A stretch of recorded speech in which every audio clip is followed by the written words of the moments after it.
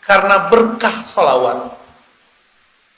Jadi satu tetes darah di tubuh ini berkah nur sholawat Sayyidina Adam kepada Sayyidina Muhammad sallallahu alaihi. Jadi Nabi Muhammad lah ada sebelum Nabi Adam. Apa nama beliau? Itulah namanya Ahmad. Dari mana awak tahu? Dari surat As-Saff. Ruhullah bernama Isa bin Maryam mengatakan, aku mengabarkan kepada kalian kedatangan seorang Rasul dulu namanya Ahmad. Kira-kira gitu. Kalau diterjemahkan bebas ya. Ismuhu Ahmad, di alam ruh, di masa azaliyah, masa sebelum ada alam semesta. Ia bernama Ahmad.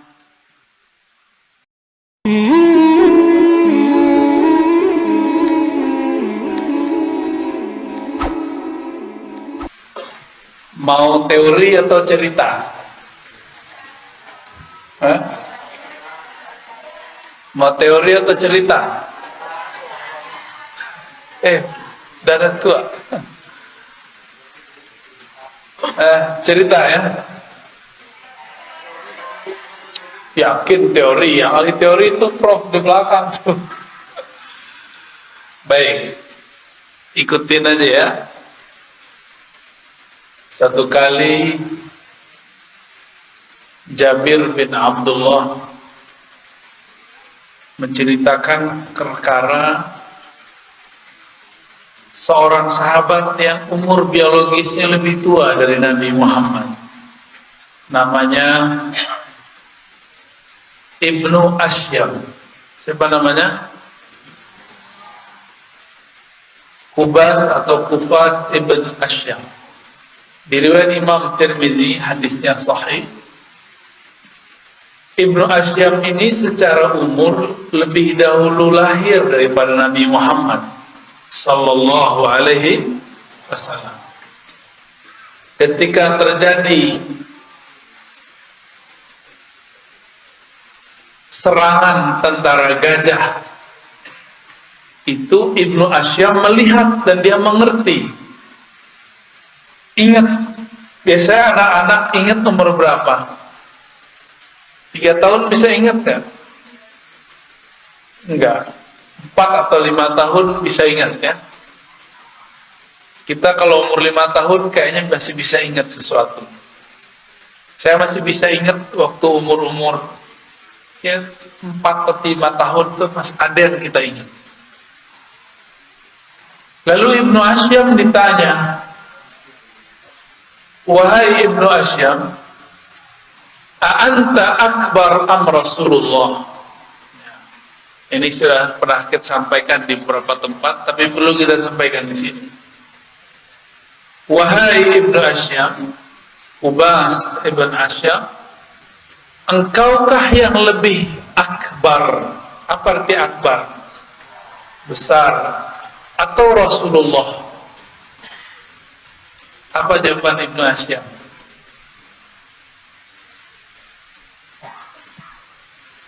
Rasulullah sallallahu alaihi wasallam akbar minni. Kalau besar, lebih besar Rasulullah daripada aku. Tapi ana aqdamu maulidan. Aku lebih dahulu lahir. Jadi bisa saja ada orang lahir lebih dahulu, tapi dia tidak lebih besar daripada yang lahir belakangan. Apa yang dimaksud dengan besar di situ? Inilah yang disebut umur rohani. Umur apa? Umur rohani. Bahwa baginda Nabi Muhammad sallallahu alaihi wasallam lebih tua daripada orang yang dulu lahir. Dalam riwayat yang sering dibaca oleh para ulama, tapi saya ambilkan yang paling sahih riwayatnya. Allah berkalam-kalam dengan Sayyidina Adam. Apa kata Allah? Hei Adam, kamu mengenal Muhammad dari mana? Ternyata Nabi Adam itu menikah dengan Sayyidatuna Hawa, maharnya adalah sholawat. Jadi Bapak Ibu ini, kita ini adalah produk sholawat. Yang kurang dari orang Minangkabau, hari Maulid sholawat nggak ada. Sholawat tuh nggak mesti pakai gendang, baca barzanji kayak ya, diba, banyak. Nanti ada gurunya kalau mau. Ada Buya Abdurrahman tuh, Buya Roni, dia hebat tuh main itu, bisa ngajarin. Ini yang kurang. Maulid ada tapi tidak ada sholawatnya, Maulid ada tapi tiada kisahnya.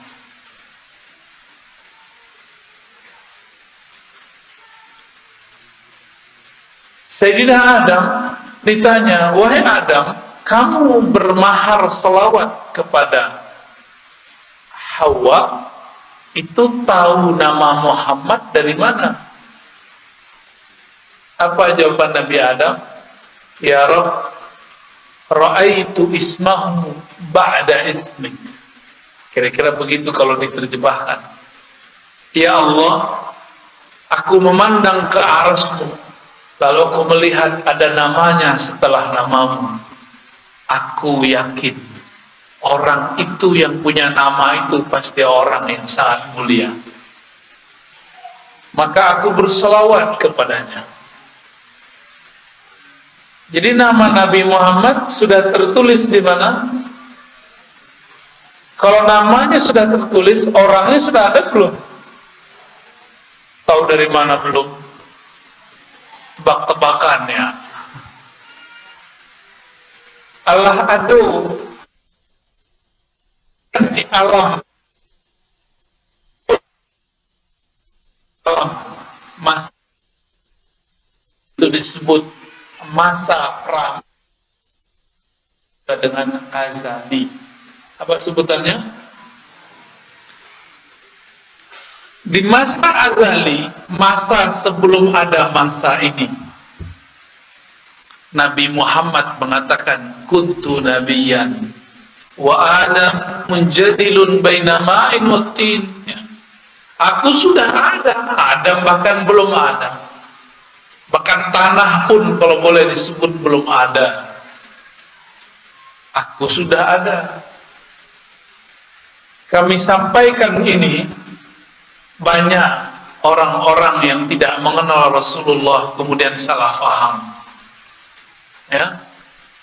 Berarti Nabi pertama bukan Nabi Adam secara hakikat, tapi Nabi Muhammad. Kuntu nabiyyan, aku sudah diangkat jadi nabi, Adam belum ada. Tapi kalau di surga yang pertama jadi nabi siapa? Nabi Adam. Gitu ya. Lalu Allah mengatakan, hai Adam, tahukah kamu laula Muhammad ma khalaqtuka? Wahai Adam, kalau bukan karena sang Muhammad itu, aku tidak akan ciptakan engkau. Kita ini anak Adam atau anak kera? Anak Adam ya, sepakat? Ya. Sebenarnya si Darwin itu, dia cocok logi.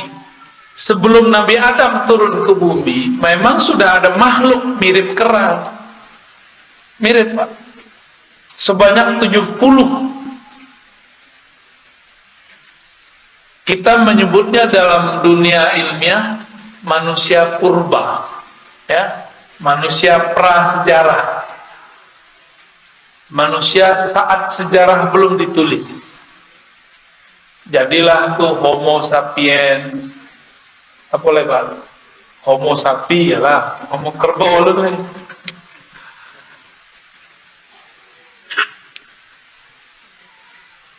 Makhluk-makhluk itu ada sebelum Nabi Adam. Bentuknya mirip dengan kera, tapi tapi mereka bukan kera, bukan monyet, kera. Jadi kayak manusia tapi bukan manusia. Mereka umurnya ribuan tahun. Karena ada sebelum Nabi Adam. Nabi Adam itu 6.000 tahun sebelum kita, lebih kurang 5.000 sekian lah. Sedangkan makhluk purba itu sudah ada ratusan juta, bahkan puluhan ribu tahun sebelum Nabi Adam alaihissalam. Aku yang ahli salawat tuh Bapak Ibu. Nanti kalau maulid anak-anak tuh, tim-tim beliau tuh bisa ngajarin tiba sentidoror ya. Silakan dieksekusi nanti Pak Wali ya. Biar Minangkabau bergema dengan sholawat. Tidak bergema juga bid'ah, membid'ahkan saja ya. Sekentek bid'ah ya. Lemuak loh mendengar orang tuh. Kan dia muak Bang Haji. Muak nak. Rasul kediramih mulai orang tuh. Tapi tidak boleh ada karena hukum apa tuh.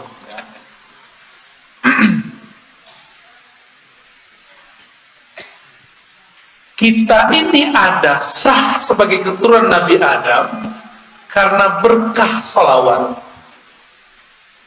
Jadi satu tetes darah di tubuh ini berkah nur sholawat Sayyidina Adam kepada Sayyidina Muhammad sallallahu alaihi. Belum pakai sholawat, awak mahar sholawatnya lah dia. Ya, nikah batin, lama warna mah.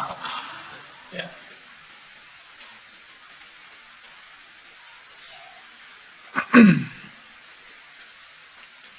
Nabi Adam ketika beliau kesepian di surga, Allah ambil dari tulang rusuknya, terciptalah Sayyidatuna Hawa. Hawa pakai hak kecil, bukan Hawa ya. Kalau Hawa kecondongan nafsu. Kalau Hawa dalam bahasa Ibrani disebut Eva. Ya, jadi Eva nama orang Minang banyak tak? Ya, itu tahu orang Ibraninya, tahu orang Yahudinya, tahu orang Minang. Tapi tidak masalah ya, itu cuma sekedar nama. Sayyidatuna Hawa, jadi Nabi Adam tuh kesepian di surga. Padahal semua makanan di surga diizinkan untuk Nabi Adam. Semua ilmu-ilmu di surga diberikan ke Nabi Adam. Tapi ada satu yang kurang dari Nabi Adam. Tidak ada ibu-ibu kurang. Jadi apa-apa kok gagah namanya ada pitinya. Tapi kalau tidak ada ibu-ibu itu paniang. Akhirnya Nabi Adam tertidur. Dan tidur itu pantangan ahli surga. Di surga seharusnya tidak ada tidur. Jadi lelahnya Nabi Adam bukan karena lelah batinnya, fisiknya, tapi kesepian. Dan itu pun sebenarnya bukanlah tidur. Beliau sedang masuk ke alam yang lain. Di saat itulah Allah ciptakan dari darah badannya seorang pasangannya, yang kemudian kita sebut Sayyidatuna Hawa. Karena no girang, Hawa pun ingin dipeluk oleh Sayyidina Adam. Di stop oleh Jibril. Stop Adam, halalkan dulu. Gitu. Nabi Adam kemudian mikir, dihalalkan pakai apa ya? Ya sudah, saya berselawat kepada orang yang ada namanya tertulis di arsy Allah Subhanahu wa ta'ala. Sahlah. Jadi karena barokat selawat itu kita hidup. Maka tolong dihidupkan majelis salawat, bukan salawat orang amati saja. Itu kitab dalail, kitab salawat dibaca pas kemati ya, orang meninggal. Sehingga anak-anak itu takut sama kitab salawat itu. Padahal kitab salawat itu amalan ahlul Quran. Di bawah kita ada batu ampah, betul tak? Di batu ampah dulu ada Syekh Abdurrahman, batu ampah pendiri Al-Manar. Beliau mambiat kaji Al-Quran ke Makkah. Selesai hafalan Quran, beliau diijazahkan gurunya membaca sholawat Dalail Khairat, yang kini kita baca selama 7 hari orang meninggal. Jadi dulu itu dibaca sebagai pengimbang bacaan Al-Quran. Kini dibaca kurang amanti saja ya. Kami datang ke guru kami, Abu Yadahnar, masih hidup, tapi beliau sudah sangat sepuh, sudah banyak lupa, bahkan ke kami pun mungkin lupa. Dulu kitab sholawat, apa jawaban beliau? Kami dulu kalau anak sunat, kami baca kitab Barzanji atau kitab Dalail, kitab sholawat. Kalau ada orang menikah, kami rayakan salah satu jenengan itu. Ada tasyakuran. Nah, kalau gini orang anak sunat pakai apa? Pakai gini. Pakai canggih orang tidak. Tidak laku selawat lagi. Mungkin salah kita pula, buya-buya, salah kita. Kita tidak melatih ananda kita berselawat. Ya, tolong nanti dibantu Bu Abdurrahman ya. Sebarkan majelis maulid. Ya. Majelis maulid itu majelis yang bisa menolak bala, yang menghalalkan yang haram. Ya. Rahmat kepada satu tempat itu majelis maulid, sebab di situ ada salawat kepada baginda Nabi Muhammad sallallahu alaihi wasallam. Ya. Baik.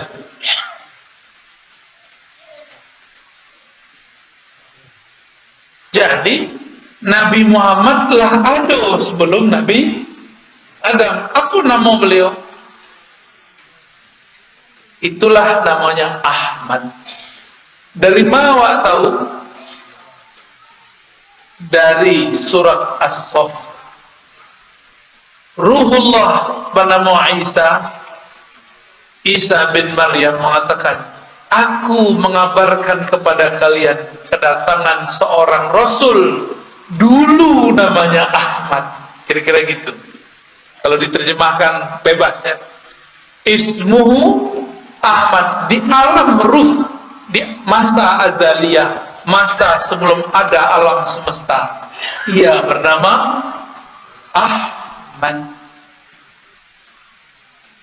Jadi siapa yang mengabarkan nama beliau Ahmad? Nabi Isa. Abdullah ibn Salam, beliau ini seorang penghafal kitab Taurat, tinggal di Madinah. Kok tinggal di Madinah? Karena pendeta-pendetanya mengabarkan akan muncul Nabi di Madinah. Dulu namanya Yasrib. Yasrib itu nama pedagang atau penguasa di Madinah.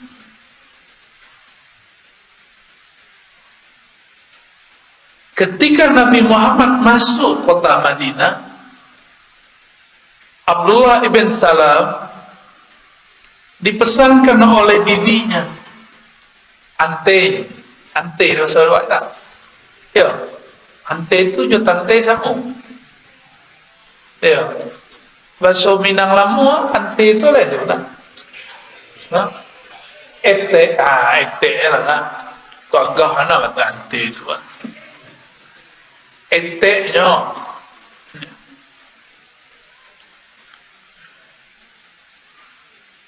Tapi dalam makhluk sebut ete. Ya.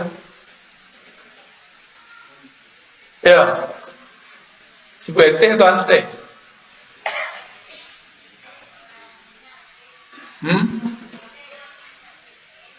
Ambo jadi lupa. Anggaplah etek selana. Eteknya Abdullah bin Salam. Itu papasan. Kalau datang orang yang dianggap Rasul namanya Muhammad, pandanglah wajahnya.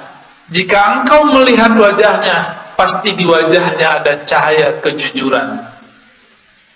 Kira di wajah aku ada rekaman jejak pembohong, dati, ada yang letih, ya, pamberang, itu kelihatan di muka tu. Aceh orang mak pembudui, kalau orang berkumbuh pembudu, sama nak, sama sawa, ya, luruh, nak. Jalan luruh, pakai R. Kalau kami bentuk orang Prancis, R itu dibacanya Ra.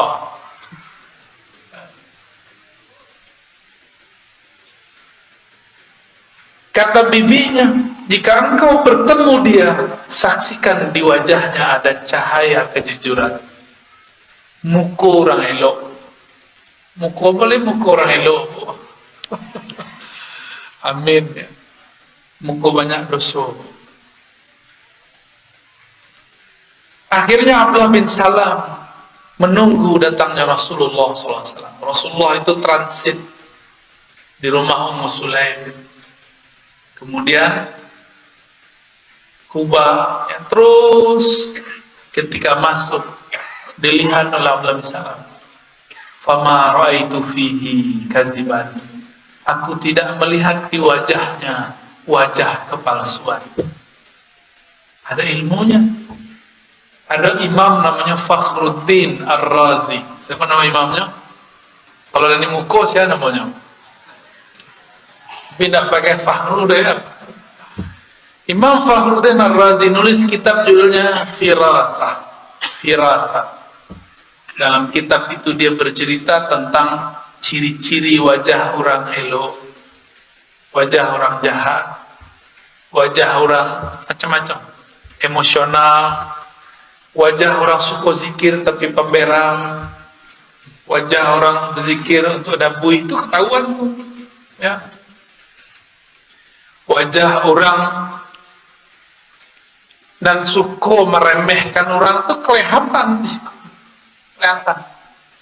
Semua yang kita terjemahkan dalam pikiran itu membayang dan dimengerti oleh ahlinya. Ambo sikit-sikit lebih bisa. Jadi hati-hati Bapak Ibu, tidak usah suruh-suruhan di mukamu. Nampak deh Pak. Ada 6 polos. Abdullah bin Salam kemudian datang kepada Nabi Muhammad SAW. Nabi Muhammad itu banyak. Kalau bahasa orang apa selingki, ya.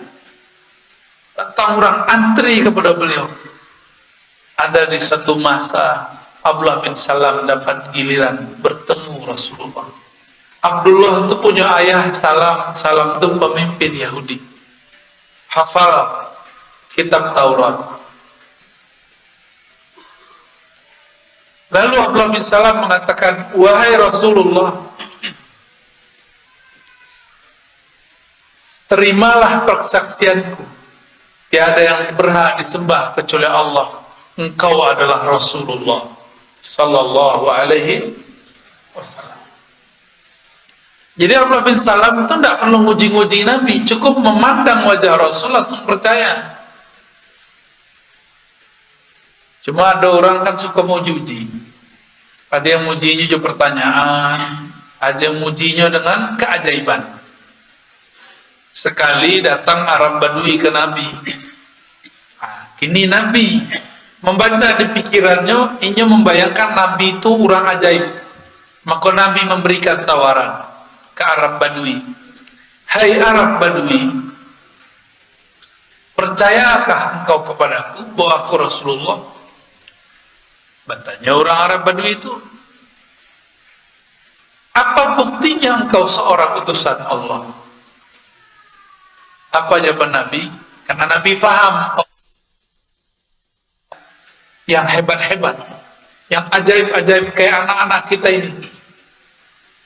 Kata Nabi SAW, wahai Badui, kamu saksikanlah aku panggil pohon di seberang sana, dia akan menyeberangi, memanggilmu, menyamaimu, hadir di depan kita. Kata orang Badui, boleh, coba aja. Gitu. Akhirnya Nabi kemudian memanggil pohon di sudut kampung, dan itu berjalan sampai ke depannya. Coba yang bayangkan, pohon jalan-jalan, kita bayang. Dalam film ya. Nah, kan adik-adik kok semangat kalau cerita model itu.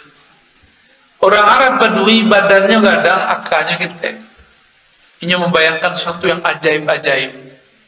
Lain dengan Abu Bakar, lain dengan Umar.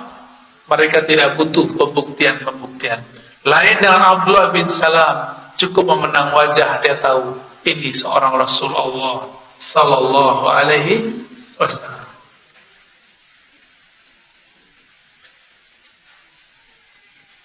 Kira-kira percaya mana tu? Acara Nabi memanggil pohon. Kenapa pohon mau datang kepada Rasulullah? Kira-kira Pak. Coba panggil pohon lain yang mau datang kemari Pak. Coba bagi ada pohon ada. Panggil lain namanya. Tidak. Yang mau dipanggil itu anak dipanggil ayah, ya nak? Dipanggilnya udah ayah, lain mau datang? Saya mau. Apa? Atif. Namanya raja ini Atif. Tif, gitu ya. Datang nak? Dipanggil jo namu atau jo bukan namu? Nah, itulah ilmunya Nabi. Nabi itu mengenal nama-nama.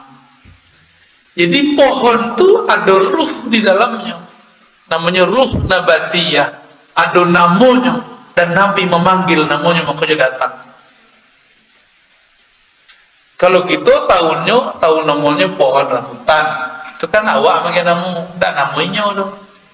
Awak na bagian namu. Tadi MC kita mempersilakan namu. Disebut namanya Ar-Razi Hasim, makanya mau nanya kakek. Kalau disebut tadi Dr. Aldomi, itu nyoran nanya. Dek namu disebut, awak menyahut. Paham? Jadi Nabi itu memanggil roh daripada yang ada di pohon. Jadi di pohon itu ada roh. Syukurnya di dalamnya bukan roh hayawan, ruh hidup. Tapi di dalamnya adalah ruh nabat, ruh tumbuh. Kalau ruh hidup, awak haus malam-malam, bercerabui wajahnya. Awak akan minum, tiba-tiba ada ureknya, pohon. Ya, maksudnya dulu kan bentuk sedotan. Apa seorang orang pipet. Ya, kami datang ke Pulau Jawa, pipet dengan awak dulu. Itu Buya Aswi itu ya pipet-pipet sombong.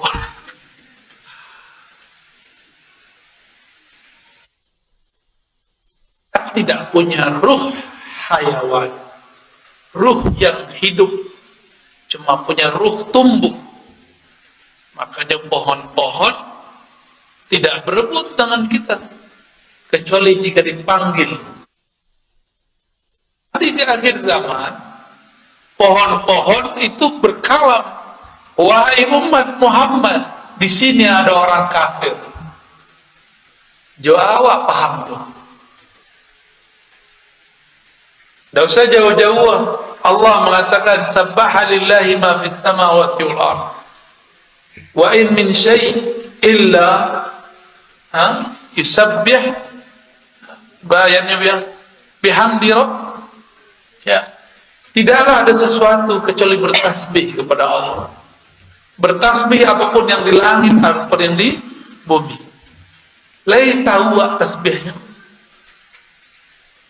Kalau belum bisa faham tasbihnya tumbuhan, nanti kalau masuk itu datang tumbuhan-tumbuhan itu berteriak, tapi kita tidak paham-paham. Itu ilmunya Nabi. Diturunkan di akhir zaman nanti insya Allah, ya, tak lama mulai. Nah, mulai nanti ada ilmu itu muncul. Nanti adik-adik nanti bisa ngomong sama pohon. Mau nggak? Hon. Ya. Buah dong turunin. Gitu. Bisa turun ntar. Bisa ngomong sama pohon nggak? Mau kucing bisa ngomong nggak? Kita bisa mengecek aja kucing. Ciang. Kalau orang sakit hati Jawa, terdengarnya apa? Kencing. Salah dengarnya kan? Itu kan kucing itu ada namanya. Beda bahasa sudah beda sebutan. Cat, kit, kucing aja buah. Meong. Itu bukan nama kucing. Itu manusia menyebut kucing. Nabi Muhammad SAW dalam perjalanan beliau berdakwah, sesekali terjadi beliau masuk ke satu kampung. Di kampung itu ada hewan-hewan datang ke Nabi sujud. Dilihat oleh sahabat. Apa kata mereka? Ya Rasulullah, izinkan kami sujud kepada Engkau. Lalu mereka sujud. Nabi kemudian angkat kepala mereka. Tidak boleh manusia sujud kepada manusia, kecuali kalaupun diizinkan pasangan kepada pasangannya. Tapi tidak diizinkan. Apa alasan mereka tadi? Wahai Rasulullah, hewan pun sujud kepada Engkau, kami malu, kami hendak sujud juga kepada Engkau. Kata Nabi, tidak boleh.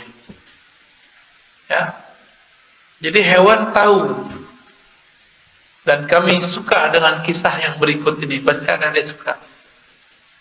Ketika Jabir jalan-jalan dengan Nabi di suatu pohon, tiba-tiba pohon itu menunduk, lalu menyapa Nabi. Ya Nabi, salam alaik. Maka sekarang jadi syair kan?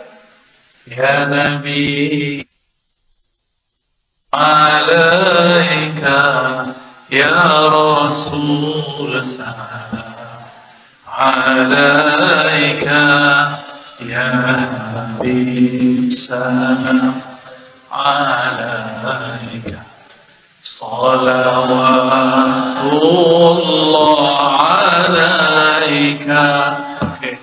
Jadi ada kalimat ya Nabi salam alaika. Jadi kalam itu bukanlah buatan Ibnu Daibah, bukanlah buatan Syekh Barzanji, bukanlah karya Al-Habib Al-Habsyi, tapi itu diturunkan dari hadis-hadis Nabi. Ada pohon, setelah itu batu, setelah batu kemudian ada lagi hewan. Semuanya menyambut Rasulullah mengatakan, ya Nabi salam alaik.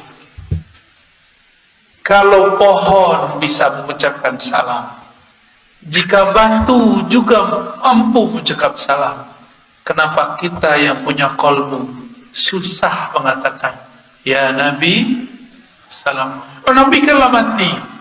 Kecek siapa? Kecek orang kurang ajar. Nabi itu cuma pindah alam. Tubuh fisik mati, tapi yang ruh Nabi tidak pernah mati.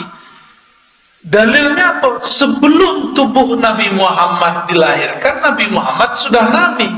Ketika tubuh ini kembali ke tanah, ruhnya tetap sebagai Nabi. Nggak ada urusan dengan tubuh itu. Ya, itulah kira-kira 30 menit. Suko di dongeng, ya. Tambah dongeng enak. Katanya tanya jawab, ya. Banyak tanya jawab. Mau tambah cerita? Iyo katanya. Ya. Jangankan kalian, apa-apa mama tuh suko dicerita. Nabi SAW naik ke Gunung Uhud. Gunung Uhud itu betul-betul bukit-bukit di belakang, wah, tingginya kira-kira Bukit ada nama belakang Bapak Ibu? Bukit Simaraso. Hah? Bunian. Durian. Mana duriannya? Modus. Bukit Durian. Ketika Nabi naik ke atas bukit, naik ke atas bukit, bergetar bukit itu. Kiranya bukit itu sadar, grogi. Awak kalau sobok aja orang hebat, grogi nama.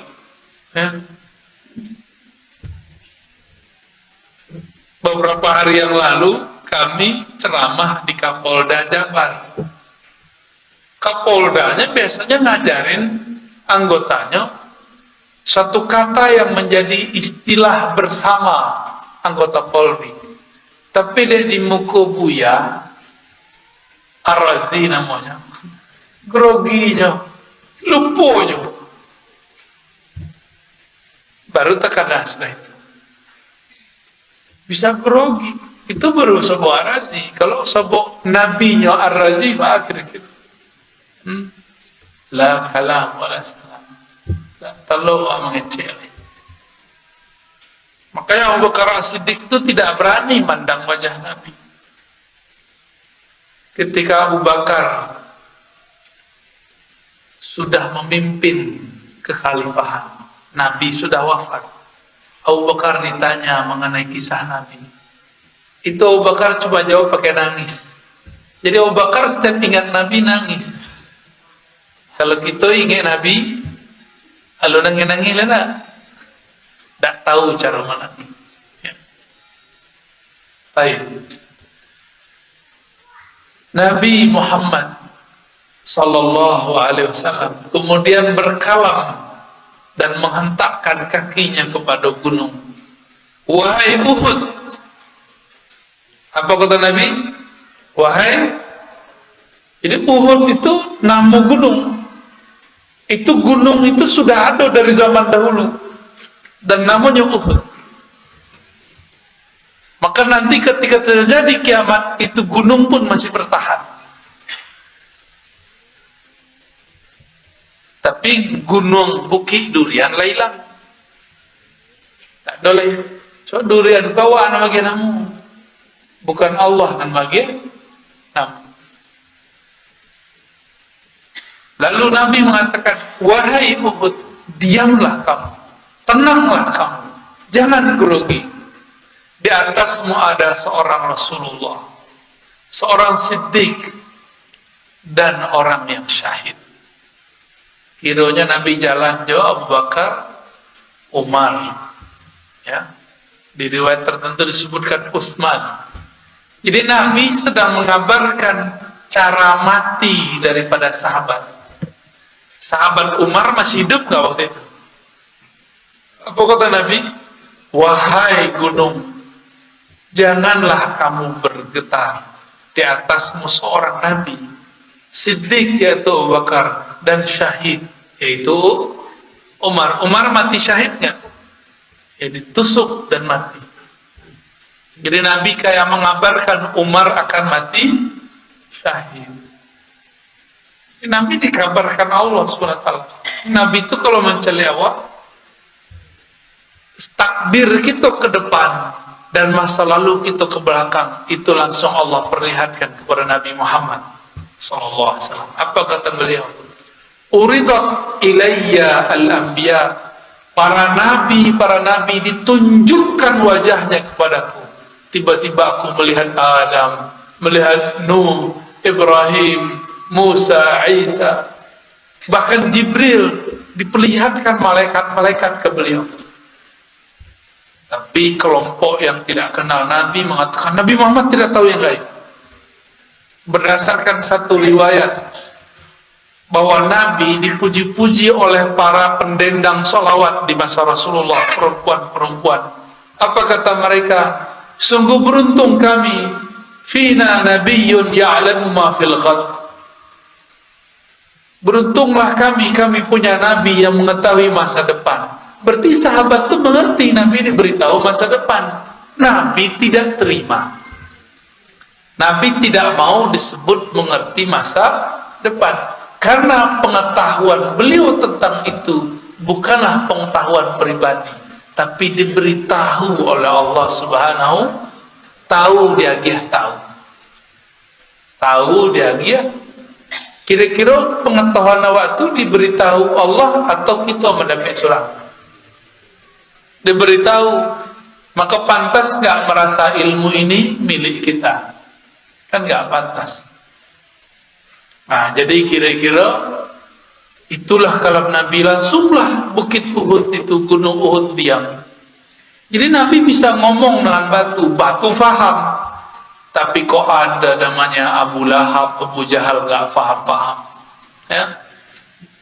Berarti kalau ada manusia tidak mengerti Rasulullah, berarti dia lebih apa? Lebih keras dari batu, lebih bandel, ya? Lebih mada daripada kambing. Ulaika kal an'am bal hum adal. Itu bahasa Qur'annya, bahasa awaknya lebih mada daripada kambing. Kambing binatang ternak bukan? Ya, kambing diseret mau. Anjing kalau dilatih jadi anjing buru. Tapi kalau jiwa kolbu tidak dilatih, kolbu akan menjadi berabu-abu.